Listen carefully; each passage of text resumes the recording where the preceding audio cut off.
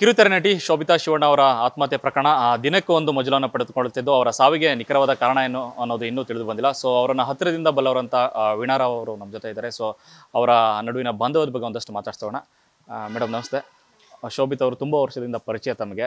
So ಅವರ ಪರಿಚಯ ಮತ್ತು ಅವರ ನಡುವಿನ ಬಾಂಧವ್ಯದ ದಿನಗಳನ್ನು ನೆನೆಸ್ಕೊಟ್ರೆ ಶೋಭಿತಾ ಅಂದ ತಕ್ಷಣ ನೆನಪಾಗುವಂಥದ್ದು?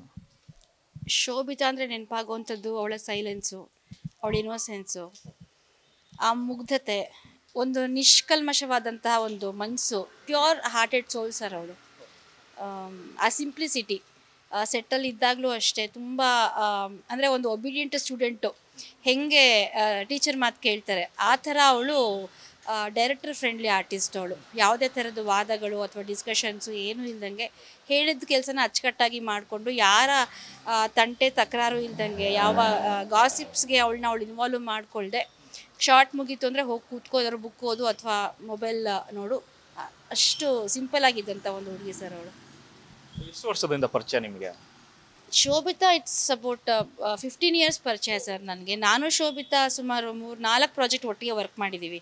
ಸೊ ಹಾಗಾಗಿ ನಾನು ಅವಾಗಿಂದ ಗೊತ್ತು. ಅವಳು ಫಸ್ಟು ಕೃಷ್ಣ ರುಕ್ಮಿಣಿ ಸೀರಿಯಲ್ಗೆ ಫಸ್ಟ್ ಬಂದು ಅವಳ ಎಂಟ್ರಿ, ಅಲ್ಲಿ ನನಗೆ ಪರಿಚಯ ಅಷ್ಟೇ, ಅಲ್ಲಿ ಒಟ್ಟಿಗೆ ವರ್ಕ್ ಮಾಡಿಲ್ಲ. ಅದಾದಮೇಲಿಂದ ಥ್ರೋಟ್ ಪರಿಚಯ ನನಗೆ. ಅವಳು 4 ಪ್ರಾಜೆಕ್ಟ್ ಒಟ್ಟಿಗೆ ವರ್ಕ್ ಮಾಡಿದ್ದೀವಿ ನಾನು ಅವಳು.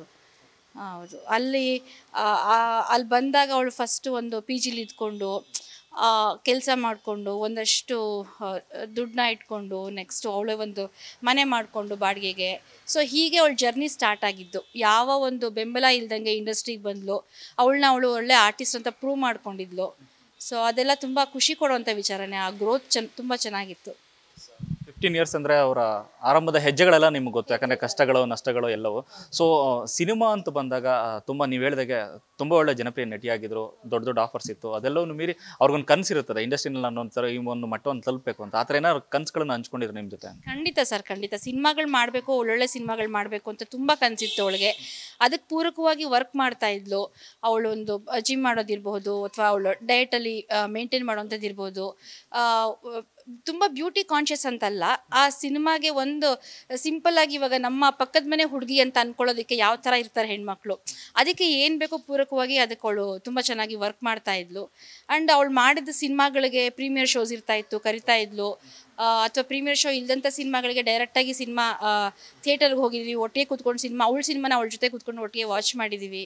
ಸೊ ಅದೆಲ್ಲ ತುಂಬ ಮೆಮೊರೀಸ್ ಇದೆ ಸರ್ ಅವಳ ಜೊತೆನಲ್ಲಿ, ತುಂಬ ಇದೆ. ನ್ಯೂಸ್ ಫಸ್ಟ್, ನಿರ್ಭೀತಿಯಿಂದ ನಿಮ್ಮ ಪರವಾಗಿ.